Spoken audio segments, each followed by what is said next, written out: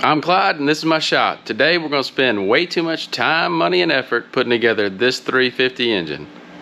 Which one is this, you say? Well, it's the LGB 350, the Let's Go Brandon 350 edition. So the first thing I'm going to do this, I'm just going to do a general cleanup. I got some 400 grit sandpaper that I'm just going to take and just kind of lightly scuff this rust.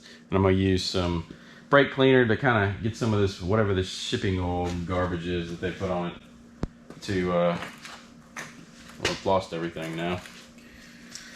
I guess to keep it from rusting, which didn't really work. So I'm going to start back here with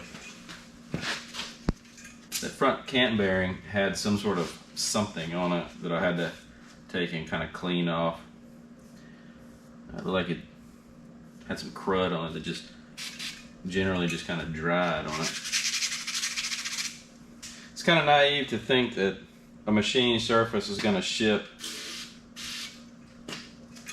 without getting some sort of rust on it, but at the same time, if you're paying over $2,000 or something, you kind of want it to come clean and ready to go.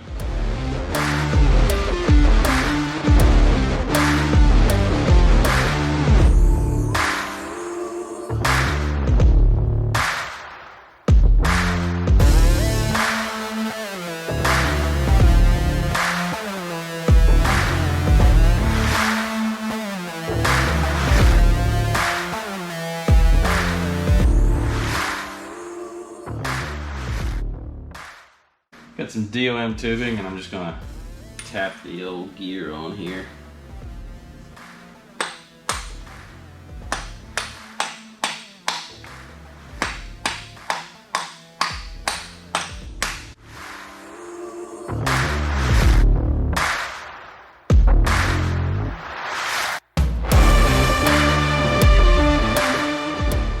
According to comp cams, it says never strike with a hammer. I never hit the gear with a hammer. Hit the piece of pipe with a hammer.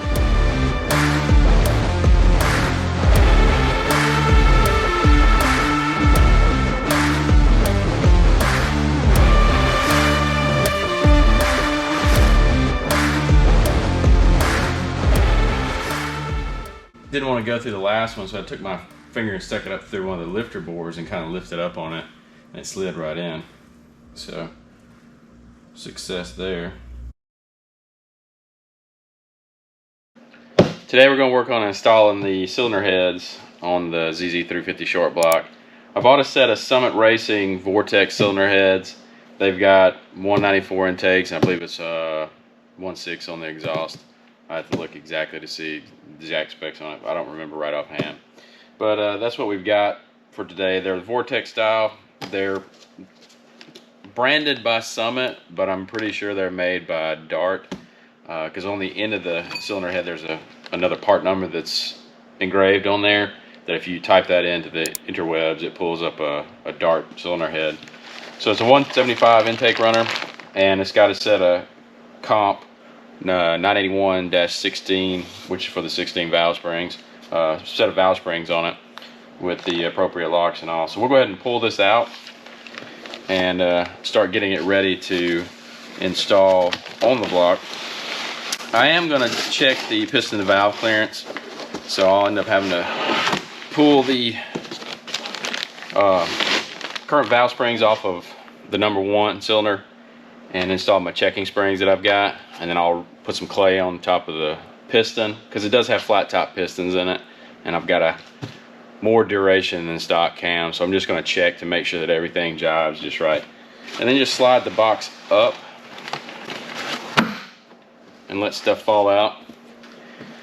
So since I don't have the cleanest work surface ever, I'll take and slide this box that comes with it in underneath the head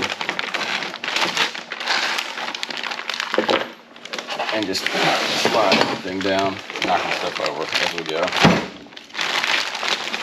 I've had these out up at the house a couple times looking at them.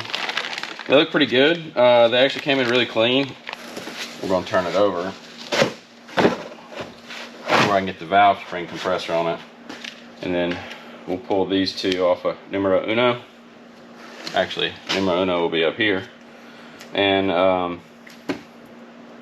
we'll go from there.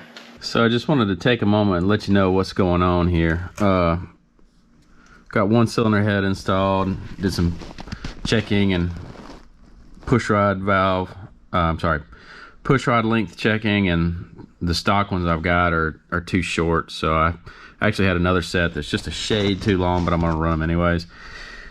And then the timing chain on the top gear, on the cam gear, there's very little clearance right here on this front of this block. So I'm gonna have to trim some of this dude out of here. And I rolled it over so that hopefully a lot of the shavings and all will kind of fall down versus go up there, and I'll tidy this up where it'll keep it from getting all over everything. But when I turned it over, I noticed that something fell, and it turns out some of the sand cast from the foundry is still in there. So that's pretty sweet. So the cam gear and timing chain wouldn't fit, so I had to do some clearancing on the front of this block. Stock block doesn't have these sticking out quite as far. They're actually further back up in there, but this has been milled off with the timing cover pretty much level. And so when you put the timing chain on, there was zero clearance. In fact, it would hit right in here, right on the top right here where my finger was, when you would put it on. And so I did a little measuring and took the die grinder and got to it, and it kind of worked. But I needed more clearance on the face right here as well. So I had to get the mobile milling machine out to get some more clearance on the front there. So here we are getting ready to install the timing chain onto the front of this dude. And I tell you, the last thing I wanted to do with a $2,500 short block from Chevrolet Performance was to take a deadgum grinder to it. That is not good. GM guys, I don't know if y'all have like those kind of clearances issue in normal. I'll take you over and show you the front of the other block, but that's seems pretty ridiculous to me that you'd have that sort of interference there. It just unsat. And I've cleaned it a couple times, the front there, making sure I'm trying to get everything off of it. But I'll take you over in front of this 87 model, and I'll show you what I'm talking about. So if you look, you can kind of see how that top gallery right there, the oil gallery on the top there, is recessed from front of the cam plate where the gear rides. And you can see you got this one piece here that's been milled. On the other one, all of these have been milled. So unsat, man. So I got the heads on, and I've got all the valve train installed, and the valves are adjusted. There is a ton of debate and consternation over valve adjustments on the old interwebs. So I looked up some stuff, and I've heard it before, that you go to zero lash and then go a half a turn. And so this is a pretty mild cam with stock valve train. So that's what I did, minus the springs, or stock style. And so it's pretty simple. There's a website that you can go to. It does in opposites and alternating pairs on the cylinders, and so you work through the firing orders like that. And that's how I've adjusted them in the past on diesel engines, on Cummins and on Caterpillars. You know, I forget the order now. It's, you know, you do 1 intake, 5 exhaust, some stuff like that. I don't remember. Don't quote me on what's up and what's down on those. I have to look at it every time.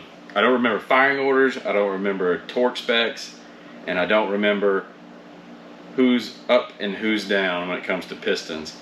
I've only got so much room inside my head, and I don't want to waste it with useless information like that, especially when there's manuals that you can go to and use those. I come from an aviation background, and you always use the manual regardless of how well you know what you're doing. So I would encourage you to find a useful book, keep it with you as there is a quick reference, and if you do this every day to where you're adjusting the valves on a small block Chevrolet engine, by all means you can do that, but most of us need a refresher and to make sure that we're squared away on that. So what I'm going to do now is I'm going to start putting the oil. I'm going to put the oil pump and pan and gaskets and all that. Start putting the tins on it and start getting it ready to put together, so I can get this son of a gun put in the truck. This expensive unit here. So I'll get started doing that, and hope you enjoy.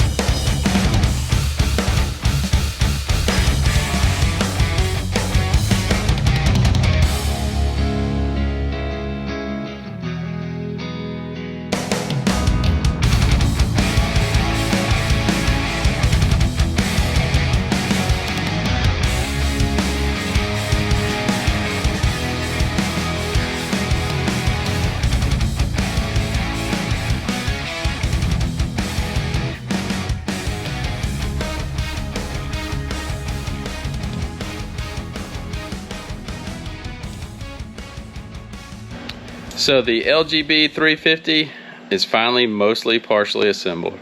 Actually, it's pretty close to being done. I've got to just add on the exhaust manifolds, which I'll take out of the other truck and just swap them on here.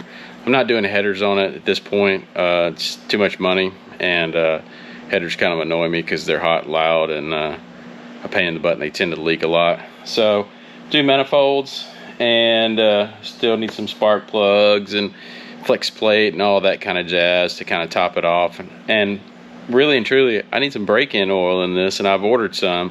And then once that comes, I'll create a prime radical oil distributor that I've got, and I'll show you guys how I'm going to do that. And we'll get it primed up and get it ready to go, and then stab it in the other truck, and give you a preview of that.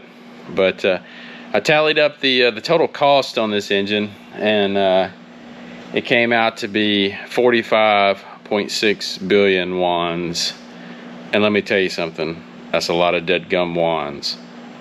The LGB 350, Let's Go Brandon 350, here for you, for me, and everybody.